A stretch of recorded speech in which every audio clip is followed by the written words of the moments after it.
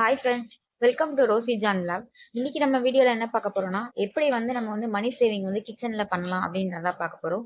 இப்போதான் என்னோட சேனலை வந்து ஃபர்ஸ்ட் டைம் பார்க்குறீங்க அப்படின்னா, என்னோட சேனலை சப்ஸ்கிரைப் பண்ணி எனக்கு சப்போர்ட் பண்ணுங்க ஃப்ரெண்ட்ஸ். ஹவுஸ் ஒய்ஃப் எல்லாருமே வந்து நிறைய டைம் ஸ்பெண்ட் பண்ணுறது எங்கே தான் கிச்சன் தான். ஸோ அந்த கிச்சனில் வந்து நம்ம வந்து நிறையவே வந்து மணி சேவிங் பண்ணலாம். நம்ம வந்து கொஞ்சம் யோசித்து நம்ம செயல்பட்டோம் அப்படின்னா கண்டிப்பாக வந்து நம்மளால் வந்து அந்த இடத்துல மணி சேவிங் பண்ண முடியும்.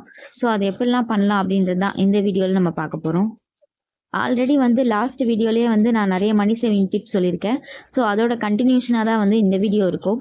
ஃபஸ்ட்டு டிப் என்னென்னா, நம்ம வந்து ரேஷன் ஆயிலை வந்து நம்ம யூஸ் பண்ணலாம். ஸோ அதை எப்படி யூஸ் பண்ணலாம் அப்படின்னா, நம்ம இந்த மாதிரி வந்து அந்த எண்ணெயை வந்து நல்லா கொதிக்க வச்சுட்டு அதில் வந்து கொஞ்சம் இஞ்சியை வந்து நம்ம தட்டி போட்டுக்கணும். அதுக்கப்புறமா ஒரு புளி எடுத்துட்டு அதை வந்து நம்ம பால் மாதிரி நல்லா உருட்டிக்கிட்டு அது நடுவில் வந்து கொஞ்சமாக வந்து நம்ம கல் உப்பு வைக்கணும். ஸோ அந்த மாதிரி வச்சுட்டு நம்ம அந்த உப்பு வெளியே வராத அளவுக்கு நம்ம நல்லா அதை வந்து பால் மாதிரி ரோல் பண்ணிவிட்டு அதையுமே வந்து நம்ம அந்த கொதிக்கிற எண்ணெயில் போடணும்.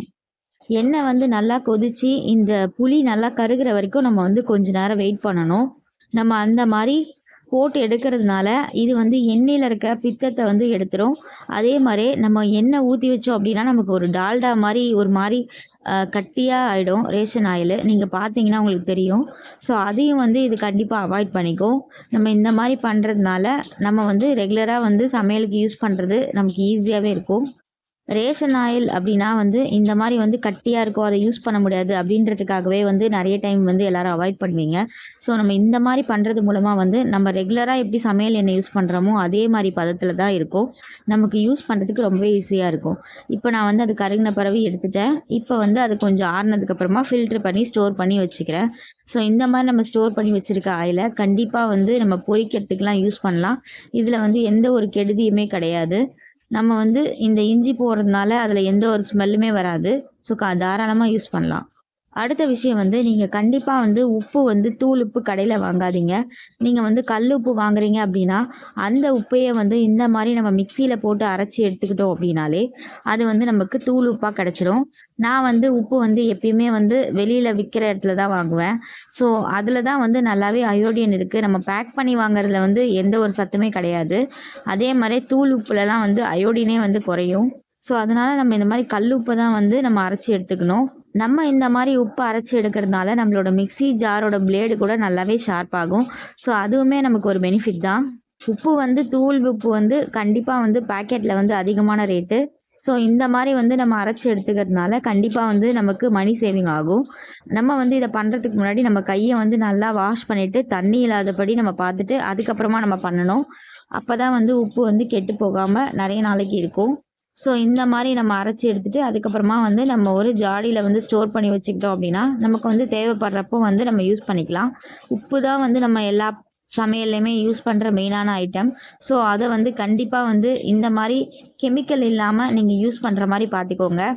நம்ம பேக்கில் விற்கிறது வந்து கண்டிப்பாக வந்து சில கெமிக்கல்ஸ் ஆட் பண்ணியிருப்பாங்க.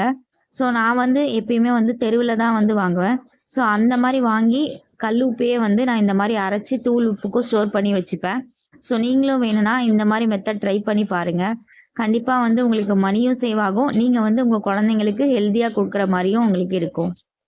நம்ம வந்து ரைஸ் வந்து என்னதான் வந்து கணக்கு பண்ணி நம்ம வடித்தாலுமே சில நாள் வந்து அது மீந்து போயிடுது. ஸோ அரிசி விற்கிற வேலைக்கு வந்து கண்டிப்பாக வந்து நம்ம அதை வேஸ்ட் பண்ணவே கூடாது. உங்களுக்கு அந்த மாதிரி வந்து சாப்பாடு அதிகமாகிடுச்சு அப்படின்னு தோணுது அப்படின்னா நீங்கள் மதியமே வந்து அதை வந்து ஃப்ரிட்ஜில் தூக்கி வச்சுடுங்க. நீங்கள்லாம் சாப்பிட்டு முடிச்சதுக்கப்புறமா வச்சிட்டிங்க அப்படின்னா அந்த சாதம் வந்து நல்லாவே இருக்கும். அது வந்து தண்ணி விடுறதுக்கு முன்னாடியே நம்ம வந்து ஃப்ரிட்ஜில் எடுத்து வச்சிடணும். ஸோ அந்த மாதிரி எடுத்து வச்சுட்டு நம்ம அடுத்த நாள் கூட இல்லை நைட்டு கூட இந்த மாதிரி வந்து இன்னொரு பாத்திரத்தில் அதை வந்து கன்வெர்ட் பண்ணிவிட்டு அதுக்கப்புறமா வந்து நம்ம வந்து அதில் தண்ணி மிக்ஸ் பண்ணி சூடு பண்ணி சாப்பிட்லாம். ஸோ இந்த மாதிரி பண்ணும்போது அந்த பாத்திரத்தை வந்து டைரெக்டாக வைக்கக்கூடாது. வேறு ஒரு பாத்திரத்துக்கு நமக்கு எவ்வளோ தேவையோ அந்த சாப்பாடை மட்டும் எடுத்துகிட்டு அதை வந்து கொஞ்சம் கட்டி கட்டியாக இருந்துச்சுன்னா நம்ம இந்த மாதிரி உதிர்த்து விடணும். உதிர்த்து விட்டுட்டு அதுக்கப்புறமா அதில் கொஞ்சம் தண்ணி ஆட் பண்ணிவிட்டு நம்ம வந்து கொதிக்க வச்சோம் அப்படின்னா அது கொஞ்சம் சூடாகிட்டு நம்ம வந்து யூஸ் பண்ணிக்கலாம். நீங்கள் வந்து கண்டிப்பாக வந்து அரிசி வாங்கும் போது அப்போயே நீங்கள் வந்து யோசிச்சுக்கோங்க. நம்ம வந்து இந்த அரிசியை வந்து கண்டிப்பாக வந்து எதுவுமே வேஸ்ட் பண்ணக்கூடாது. ஃபுல்லாக வந்து நம்ம காலி பண்ணணும். கண்டிப்பாக வந்து என்றைக்குமே வந்து மீதி ஆகிற மாதிரி நம்ம வடிக்கக்கூடாது அப்படின்றத நீங்கள் மைண்டில் செட் பண்ணிக்கோங்க. ஸோ அந்த மாதிரி நீங்கள் செட் பண்ணீங்க அப்படின்னாலே கண்டிப்பாக வந்து அந்த மந்த் நீங்கள் அந்த அரிசியை வேஸ்ட் பண்ண மாட்டீங்க. என்னதான் நம்ம வீட்ல அரிசி இருந்தாலுமே, சில நாள் வந்து நம்ம கடைசி டைம் வந்து அரிசி இல்லாம அடியில போகும். அந்த டைம் வந்து நமக்கு பத்தல அப்படின்ற மாரி நம்ம ஃபீல் பண்ணுவோம். ஸோ அந்த மாரி வந்து நீங்க வந்து உங்க மைண்ட்ல ஃபிக்ஸ் பண்ணிக்கோங்க. அரிசி இவ்வளோ தான் இருக்கு. நம்ம வேஸ்ட் பண்ணக்கூடாது அப்படின்றத கண்டிப்பா நீங்க மைண்ட்ல நெனச்சுக்கோங்க. அந்த மாரி நீங்க நெனச்சீங்க அப்படின்னா தான் நீங்க வந்து ரைஸ வேஸ்ட் பண்ண மாட்டீங்க. நம்ம வீட்ல நெறைய நம்ம வேஸ்ட் பண்றதே வந்து கண்டிப்பா வந்து சாதமா தான் இருக்கும். ஸோ அந்த சாதத்த வந்து நம்ம வேஸ்ட் பண்ணாம இருந்தோம் அப்படின்னாலே, நம்ம வந்து நெறையவே மணி சேவிங் பண்ணலாம். ஒரு நாள் வந்து உங்களுக்கு அளவு எக்ஸ்ட்ரா ஆயிடுச்சு அப்படின்னாலே, கண்டிப்பா வந்து அடுத்த நாள் அத கணக்கு பண்ணி நீங்க கம்மி பண்ணி வடிக்கிற மாரி பார்த்துக்கோங்க. ஸோ அந்த மாரி பண்ணீங்க அப்படின்னா, அடுத்த நாள் வந்து உங்களுக்கு மீதி ஆகாது. ஸோ எவ்வளோ அளவு போடுறீங்க அப்படின்றத கண்டிப்பா தெரிஞ்சு நீங்க சாப்பாடு செய்யுங்க. அதே மாரி சாதம் வடிக்கும்போது எப்பயுமே வந்து ஒரு தட்டு போட்டு மூடி நீங்க பண்ணுங்க. அப்பதான் உங்களுக்கு கேஸ் சேவ் ஆகும். அதே மாரி அடுப்பு வந்து ரொம்ப வந்து ஃப்ளேம்ம விட்டு அதிகமா வெளியில வர அளவுக்குலாம் நீங்க வந்து வைக்காதீங்க. எப்பயுமே வந்து அந்த பாத்திரத்துக்குள்ளார தான் வந்து எரியணும். அந்த மாரி இருந்துச்சுன்னா தான் உங்களுக்கு கேஸ் நெறைய நாள் வரும். இப்ப வந்து நான் சூடு பண்ணிட்டு தண்ணி எல்லாமே வடிச்சு எடுத்துக்கிட்டேன். இப்ப வந்து இது பார்க்கறதுக்கு புதுசா வடிச்ச சாப்பாடு மாரியே இருக்கு. அடுத்து வந்து நம்ம வந்து வேஸ்ட் பண்றது கண்டிப்பா வந்து காயா தான் இருக்கும். நம்ம என்னதான் வந்து காய் வந்து இவ்வளோ தான் தேவை அப்படின்னு வாங்குனாலுமே, அத கரெக்ட்டா மெயின்டெயின் பண்ணல அப்படின்னா, கண்டிப்பா வந்து நம்ம காய் வந்து வேஸ்ட் ஆயிடும். ஸோ அதுக்கு நம்ம என்ன பண்ணணும் அப்படின்னா, கண்டிப்பா வந்து நம்ம மதியம் டைம் வந்து நமக்கு கொஞ்சம் ஃப்ரீயா இருப்போம். அப்போ வந்து நம்ம அந்த காயெல்லாம் எடுத்து கொஞ்சம் வந்து செக் பண்ணி பார்க்கணும். நம்ம வந்து ஒரு 3 நாளைக்கு ஒரு தடவை இத செஞ்சோம் அப்படின்னாலே, நம்மளோட காய் வந்து நமக்கு நெறைய லைஃப் வரும். முதல்ல வந்து நீங்க தக்காளி எடுத்து செக் பண்ணி பாருங்க. ஒரு தக்காளியும் நீங்க வந்து கையால அமுக்கி பார்த்தீங்க அப்படின்னா, உங்களுக்கு அழுகியிருக்கா அப்படின்றது தெரியும். ஓரளவு வந்து கொஞ்சம் அழுகுற மாரி பதத்துல இருக்கிற தக்காளி எல்லாத்தையுமே நம்ம வந்து தனியா எடுத்து வைக்கணும். ஸோ அந்த மாரி நம்ம எடுத்து வைக்கிறதுனால, அந்த தக்காளிய வந்து நம்ம ஃபர்ஸ்ட்டு சமையலுக்கு யூஸ் பண்ணிக்கலாம். அதே மாரி அந்த தக்காளியோட சேர்ந்து எல்லாமே வந்து கெட்டு போறத வந்து நம்ம அவாய்ட் பண்ணிக்கலாம். காய் பொறுத்தவரைக்கும் ஒரு காய் கெட்டு போச்சு அப்படின்னாலே, அந்த காய் வந்து இருக்கிற இடத்துலயே எல்லா காயும் இருக்கிறதுனால, ஒண்ணு ஒண்ணா வந்து கெட்டு போக ஆரம்பிக்கும். ஸோ அதனால நம்ம வந்து இந்த மாரி பிரிச்சு எடுத்துட்டோம் அப்படின்னா, நம்ம வந்து அந்த மாரி வேஸ்ட்டா போறத வந்து அவாய்ட் பண்ணிக்கலாம். ஸோ இத கொஞ்சம் டைம் ஸ்பெண்ட் பண்ணி நீங்க வந்து மதிய டைம்ல பண்ணலாம். அதுக்கப்புறமா அத வந்து நம்ம ஒரு துணி வச்சு நம்ம கொஞ்சம் தொடச்சு வச்சுட்டோம் அப்படின்னா, கண்டிப்பா வந்து அது இன்னும் நெறைய நாளைக்கு வரும். அதே மாரி கவரையும் வந்து நீங்க மாத்திடணும். சப்போஸ் வந்து உங்களுக்கு ஈரமா இருந்துச்சு அப்படின்னா, கவர வந்து நீங்க திருப்பிக்கலாம். கவர் நல்ல கண்டிஷன்ல இல்லன்னா, நீங்க வேற கவருக்கு நீங்க மாத்திக்கலாம். இந்த மாரி நம்ம சேஞ்ச் பண்ணி வைக்கிறதுனால, தக்காளி வந்து கெட்டு போறத வந்து நம்ம அவாய்ட் பண்ணிக்கலாம். 1 காய், 2 காய் கெட்டு போனாலும், நம்ம வந்து அத ஒரு நாளைக்கு யூஸ் பண்ற தக்காளியோட அளவு. ஸோ, அதனால கண்டிப்பா வந்து இந்த மாரி வேஸ்ட் ஆகுறத அவாய்ட் பண்ண நீங்க ட்ரை பண்ணுங்க. இந்த மாரி வந்து நம்ம செக் பண்ணி பார்க்கறதுனால, நமக்கு வந்து என்ன காய் இருக்கு அப்படின்றதும் தெரியும். சில நேரங்கள்ல வந்து என்ன காய் இருக்கு அப்படின்றதே தெரியாது. நம்ம அவசரத்துல மேல இருக்கிற காய மட்டுமே எடுத்து யூஸ் பண்ணுவோம். ஸோ இந்த மாரி நம்ம செக் பண்ணி பார்க்கறதுனால, எந்த காய் வந்து ஃபர்ஸ்ட்டு சமைக்கணும், எது என்ன கண்டிஷன்ல இருக்கு அப்படின்றதெல்லாம் வந்து நமக்கு நல்லாவே தெரியும். இப்போ வந்து எனக்கு இந்த 2 தக்காளி மட்டும் கொஞ்சம் வந்து வாடின மாரி இருக்கு. ஸோ அத மட்டும் நான் தனியா எடுத்து வச்சுக்கிட்டேன். ஸோ அத மட்டும் ஃபர்ஸ்ட்டு நான் குக் பண்ணுவேன்.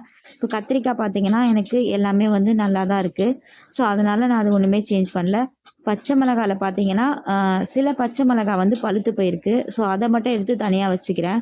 அது மாரி நம்ம விட்டோம் அப்டின்னா, எல்லா பச்சை மிளகாமாவே பழுத்துரும். ஸோ, அதனால அதில செக் பண்ணி எதெல்லாம் வந்து பழுத்திருக்கோ, அத மட்டும் நான் எடுத்துக்கிறேன். இந்த மாரி வந்து நம்ம காய எல்லாத்தையுமே செக் பண்ணி எடுத்துக்கிறதுனால, நமக்கு நெறையவே மணி சேவிங் ஆகும். அடுத்த விஷயம் வந்து கண்டிப்பா வந்து மளிகை சாமான்லாம் வந்து பல்க்கா வாங்குற மாரி பார்த்துக்கோங்க.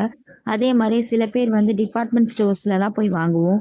ஸோ அதெல்லாம் வந்து அவாய்ட் பண்ணிக்கிறது தான் நல்லது. ஏன்னா, அதில கண்டிப்பா வந்து ஜிஎஸ்டி இருக்கும். அ அதெல்லாம் வந்து நமக்கு எக்ஸ்ட்ரா சார்ஜஸ் தான். இதே வந்து நம்ம பக்கத்தில இருக்கிற மளிகை கடையில வாங்குனோம் அப்டின்னா, நமக்கு கண்டிப்பா அந்த மாரி சார்ஜஸ்லாம் எதுவுமே இருக்காது. அது மட்டும் இல்லாம நம்ம வந்து அப்பப்போ தேவைக்கு போயிட்டு நம்ம பக்கத்துல இருக்கிற கடையில வாங்குனோம் அப்படின்னா, நமக்கு அதுல நெறையவே லாஸ் தான்.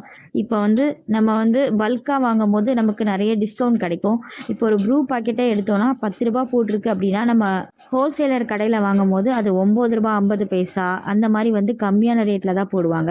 இந்த மாரி வந்து நம்ம வாங்கும்போது ஒரு பாக்கெட்டுக்குமே வந்து நம்ம ஒரு 20 பைசாலேருந்து 50 பைசா வரைக்கும் நம்ம சேவ் பண்ணலாம்.